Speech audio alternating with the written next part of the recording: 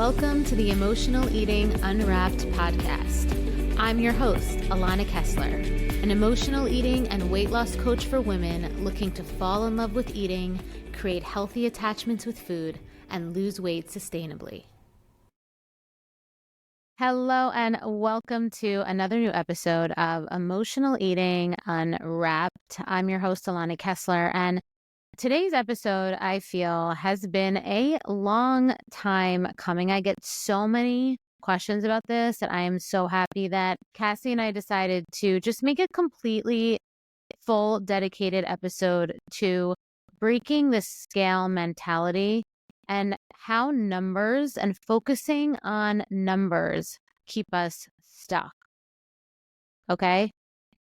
I get so many questions about the scale, about weight loss, about numbers, all this stuff that really I think that it's high time that, that we just address it head on.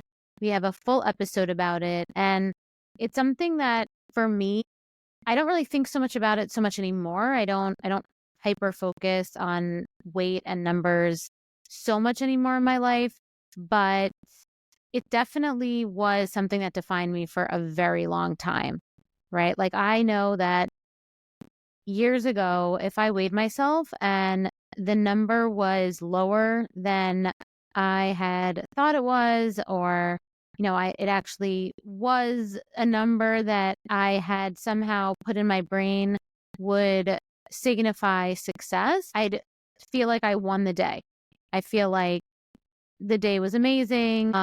It really impacted my mood in almost like a way that was it was like bigger than it should be. I can't think of the word, but bigger than it should be. But if the weight was higher than I had thought, even by just a pound or two, it could send me into a total downward spiral of self-doubt, of guilt, of punishment. I would sometimes like body dysmorphia. I would feel like I would want to hide. I would sometimes cancel plans. It would impact the way that I ate. I would feel like I had I'd feel more scared around eating. I would sometimes let myself go more with food. I would sometimes get more obsessive with food, feeling like I needed to control things a little bit more. I'm not sure if that's something that, if you're listening, that you have felt as well. But I know firsthand what it feels like to let the number on the scale dictate your mood, dictate your choices, and dictate your self-worth. And it just shouldn't, right? So today I want to talk about breaking free from that scale mentality where the number on the scale dictates so much of your day-to-day experience. And we'll talk about why those numbers are not the whole story, and how focusing on those numbers keep us stuck in cycles of shame, cycles of perfectionism, and most importantly, we'll get deep and granular on how to create a healthier relationship with the scale if weight loss is your goal. Because the truth of the matter is that if weight loss is your goal, creating a healthy relationship with the scale, a realistic relationship with the scale, a more neutral relationship with the scale is something that's important to do. Because I'm not one of those people that believes in avoiding the scale altogether. I do think that you need to know your numbers a little bit if you want to lose weight, and that weight loss is a number. Okay? Now, we need to have realistic numbers, and that's something that I work with, people in my programs and everything like that, and that's something that I want you to understand, is that if you do have a weight loss number, I want you to make sure that it's, a realistic number, not something that you're, that when you were 17 years old and, at the best shape of your life when you were playing sports at school, and now you're in your late 30s or 40s, or, your body's different or things have changed. And let's get realistic about where we are in our life and have a number that's actually something that's attainable. All right. But I do think that learning how to have a healthy relationship with the scale is really, really important. And it's not something that we should avoid. So let's start with the power and the pain of the scale. Okay, for so many of us, the scale becomes this all-knowing judge, right? Measuring not just our weight, but it measures our worth. And seeing a lower number, we feel like we're validated, like proof that we're doing something right. But when the number goes up, even slightly, there's this like loud voice that could be in your head that says you're failing. And we can go so quickly from, you know, from feeling good about ourselves to feeling like you're failing. And I remember a time in my life when I weighed myself like multiple times a week. And if the number was lower than the day before, I felt great. I earned the right to enjoy my day. But if it was hot, but if the number was higher, like I said earlier, my mood would completely crash. It would dictate my choices. I would sometimes like cancel plans. I would, you know, either like go to food and kind of just have a day where I was like, okay, this is going to be a binge day, or I would restrict, right? Or I would go to the gym and like try to over exercise or something like that, right? It wasn't at the end of the day, like my behaviors with myself wasn't really about health, or they weren't neutral, or, they weren't rational. They were more like punishment, right? The scale was like this judge, like I said. But here was the thing, like the scale is only a number and doesn't care about all the other things that matter. Right? Like the scale isn't going to show if you're carrying extra weight because your body is holding on to water because of hormones, right? Maybe it's a certain time of the month, or maybe there's something hormonally going on. It's not going to take into consideration inflammation if you're stressed, right? Like higher cortisol levels that might be affecting inflammation. And so your body's holding on to more weight. It's not going to take into consideration if you had a salty meal the night before, right? Like it doesn't take these things into consideration, which is why like a fluctuation of weight within like 5 pounds is something that I feel like is normal. You should think of a 5 pound swing, like a 4 to 5 pound swing sometimes, especially if you could look back at your day and you were like, yes, one of those things happened. I was stressed. I'm in like a part of my cycle where my hormones are whack, and, I had a huge, salty, heavy meal the night before. If any of those things happened and you have a weight fluctuation, it's almost like pretend like that didn't happen. Okay. So you have to think of the number not so literal. Not so literally, because weight is really just one piece of the puzzle. Also, what matters is your muscle mass, your bone mass, right? Some people have heavier bones than other people do. Some people have more muscle than fat. Muscle, I know this is kind of like an old adage, but like muscle does weigh more than fat. And some people's muscle mass in their body composition is greater. And so a lower number on the scale means you have less muscle mass, which sometimes means your metabolism is slower, right? So ask yourself if you're even doing the right exercises. Maybe you're doing exercises that are building mass rather than maybe lengthening or toning, or, because there's ways to have your muscles be healthy and working for you without it always being huge mass. So that's something that you want to look at in your day-to-day exercise, and also your bones. Some people, like I said, have heavy bones. So you might want to get a bone density test if that's something that's possible for you. You might be freed to be like, oh, I have heavy bones. That's why my number is higher, right? The number doesn't affect or reflect, for most people, your actual health or your emotional well-being. I've had so many clients that felt like they failed because the number on the scale wasn't moving. Or,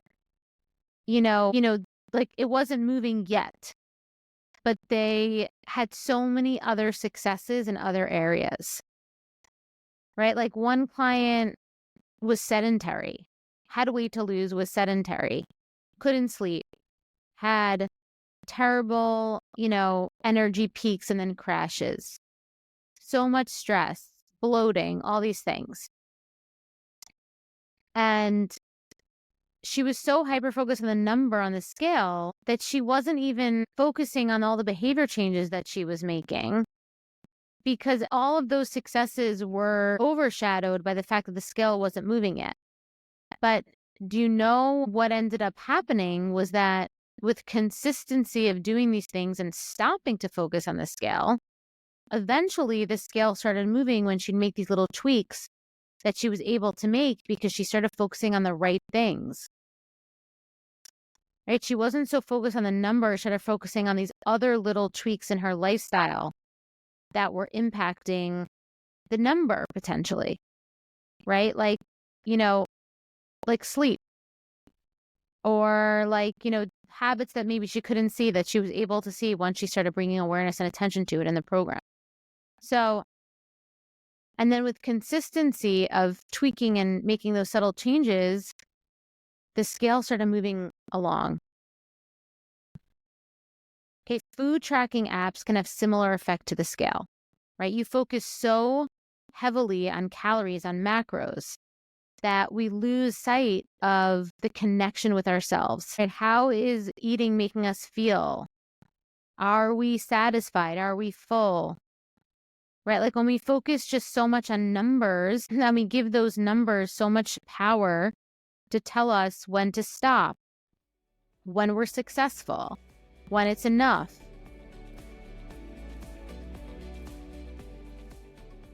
I remember what it felt like to be stuck in the cycle of emotional eating.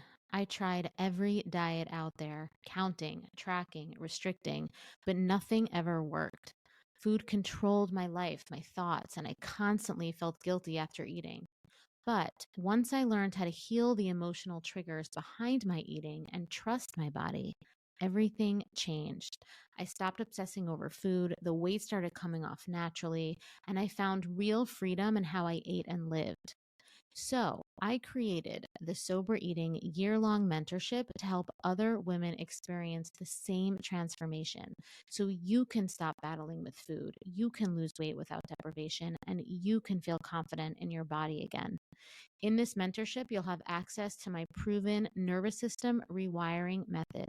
You'll have access to live coaching with me, weekly accountability, and a community of women who truly understand your journey.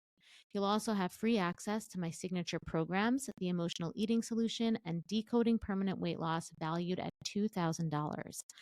Click the link in the show notes to explore the mentorship today. You don't have to do this alone. I'll be right there with you every step of the way.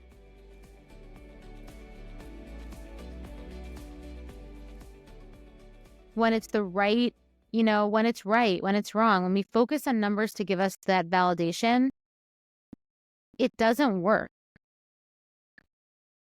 long term because bodies are not machines, right? We don't like normal people, regular people, unless you're an elite athlete, like we can't get our body to do what it wants from data, right? We get our body to move in the direction that we want it to move in by connecting to ourselves, by trusting ourselves, by giving ourselves the freedom to, by giving ourselves the freedom to play, by not being so rigid, right? Like that's how our body starts to trust us. And then when our body trusts us, it drops the weight that's not ours anymore. It drops the weight that you want to lose, okay? So I really encourage you to track these new behaviors with the way that you're relating to eating, relating to food. Not the numbers, not the weight numbers on the scale or macros or calories, right? Like track, think about different things. But are you moving your body in a way that feels good? Are you getting enough sleep? Are you eating enough, high nutritional value food? Are you, not waiting until you get super hungry before you eat, right? Like all these different things. Like, are you creating a consistent behavior map for yourself that feels sustainable? Are you drinking enough water? Are you going through your day hydrated enough? How do you feel? Right? These are our habits, these are rituals, these are mindsets and ways of being that build the foundation for lasting well-being. and they have nothing to do with the number on the scale. So when I finally ditched the scale as my only measure of progress, and I started to focus on like I felt in my body after I ate, like eating foods at high nutritional value that weren't bloating, that didn't make me feel lethargic or like I needed to go grab sugar afterwards or things like that. Like when I started focusing on that, it felt like a weight was lifted off, pun intended, right? Like it felt like a weight was lifted off of me. It was scary because we're so conditioned to think that we have to have these data points to make us feel like we're making progress or that we're doing it right. So it felt scary to just like trust my body and trust myself. But that's what worked, right? That's what worked. I started tuning into my body. I learned to trust my cues. Like, what does hunger feel like? What does satisfaction feel like? Like for so long, I had focused on like the number on the scale to tell me if it was like working. I focused on the macros or calories to tell me if I like ate enough or if I ate too much. Right. But letting go of those things was so freeing for me. Some days I did feel fuller. Some days I did feel less full. Some days I don't like at a certain point, it's like I didn't know how many calories something had. It was more the composition of the food. Like if I ate like a whole, like nice bowl of warm cooked vegetables with the nice protein, like I usually felt very full. I don't know how many calories that has, right? Or like rice or something like that. Like who knows? But it's like I would eat I would eat till my hunger cues told me. And I trusted that my body knew what's best. And the weight came off. Okay. But that said, so I know that, like I said earlier, I know many of you have weight loss goals. And I do think that when you do have a weight loss goal, it is really important that you do have a relationship with the scale that's not antagonistic, because I do think that the number for most of you, say you have like over 15 pounds to lose or over 10 pounds to lose, I do think that the number on the scale could be a nice, it is a good thing to know, right? It is a good data point to know, but it is not the only data point. Like I said before, your bone density, your muscle mass, your hormones, your water content, meals a day before, your stress, like all these things matter.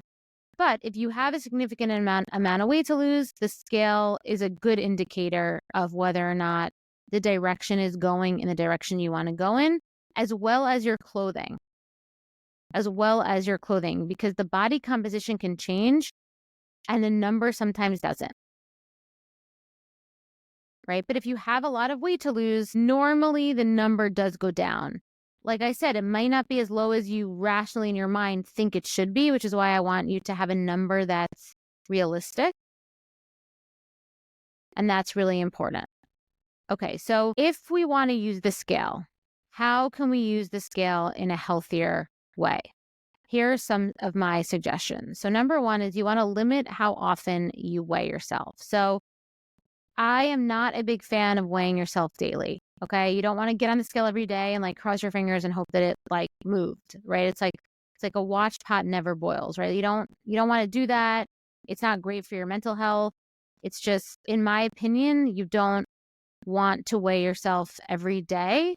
Now, again, this is personal. If you're listening to this and you're like, I weigh myself every day and I'm fine with it, that's fine. If you weigh yourself every day and it doesn't affect your mood, it doesn't affect the way you're eating, then keep going.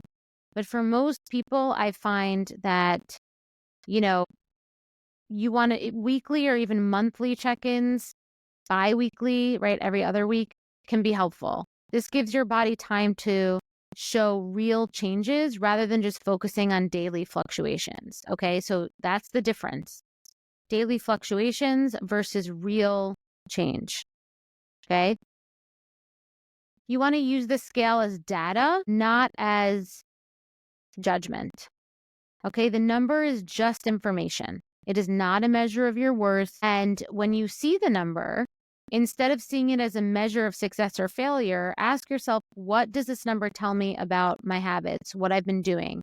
See it as feedback and like see if you can go back to some of your behaviors, which is why in my programs, we don't just journal food, we journal mood, we journal habits, we journal, my sober eating method. I have an entire healing science methodology based around all of this ecosystem to be able to create an internal environment that affects external change. Okay. Next thing that you want to do is pair it with other measures of progress. So don't let the scale be your only benchmark. Track things like energy, sleep quality, how your clothes feel, how strong you feel during workouts, right? These are just as important as the number on the scale, especially if you are close to your goal, especially if you're looking to lose like those last 10, 12 pounds, like sometimes, and I know this so well, like sometimes the pounds might not be that important, right? Maybe your body is like happier. As long as your clothes are fitting how you want it to fit, your energy is good, right? It's like, let's make sure, I keep repeating this, but realistic goals, right? There was a time where like I thought I wanted to be like 7 pounds less than this. But like, it's not, who cares, right? Like I have energy, my clothes fit great. I don't, the number, like, but then but the number maybe is quote unquote would be higher than I would have wanted. But like, I know my body, like I have bone density that's heavier, right? Than someone else who might be a little like, lighter bone than me. So like the number doesn't say it all. But am I happy the way I feel in my clothes? Sure. Love it. Am I energized? Yes. Is my digestion good? Yes. So all the other things are there. The number, if I was attached to that number, I would be miserable because I might just never get there. I probably won't. I don't even try anymore. So I'm just saying for you, if the number is like 10 pounds and it's not really affecting how you look in your clothes and your energy and all that stuff, and you're in a size that you like, I wouldn't get hung up on that number. Okay. Check your mindset before stepping on. That is the last tip, right? Check your mindset before stepping onto the scale. If you're feeling stressed, if you're feeling vulnerable, emotional, if you're feeling like you might have gained weight and it's going to affect your mood, it's going to affect your self-esteem, don't test yourself, right? It might not be the best time to weigh yourself. It probably is not the best time to weigh yourself. Don't set yourself up to fail. Wait until you feel grounded so you can approach the scale with a more neutral attitude. Okay? Because when used thoughtfully in this way, the scale it can be a helpful tool. And also like I said, a neutral tool. It could be data, but like I said, data is not the only thing we need as humans because we're not machines, right? It's not the only thing that matters. Okay, so the key takeaway that I really want you to take away from this episode is this. Freedom from the scale, it's shifting your mindset from numbers and perfection to self-acceptance and trust. That is essentially what we want to move towards, right? Numbers, progress, like data, perfection. We want to be self-connection, self-trust, attunement, and acceptance, and living in reality and trust, like I said before. So when you stop letting the scale dictate your self-worth, you really, ironically, open yourself up to the body releasing weight that it might be holding on to because it feels this pressure from you to lose it. I know that sounds counterintuitive, but it is so true. When you stop hyper-focusing on getting there by a number, the body usually relaxes. And this whole thing is a journey, right? There'll be moments where you feel great. There'll be moments where you don't feel great. It's really it's not a linear situation. Okay. But each time that you decide to tune into your body, each time that you don't fall into the trap of needing numbers or external metrics to give you that sense of I'm in control, I'm doing the thing. When you just recognize that these day-to-day attunements to your hunger, to your choices, to these things that can shift from day to day, and that the shifting from day to day is okay. Once you do that, that's where real change happens. That's where the results become long lasting and sustainable. Okay, so as always, I am wishing you a week of kindness towards yourself. And I am so happy that you are here, that you are listening to this. If you're listening on Spotify and Apple, please subscribe. If you're watching on YouTube, thank you so much. Please subscribe to the channel, share it with your friends. I'm so thrilled to be sharing these episodes with you again. Thank you so much. And until next time, I am Alana, and thank you for listening to Emotional Eating Unwrapped.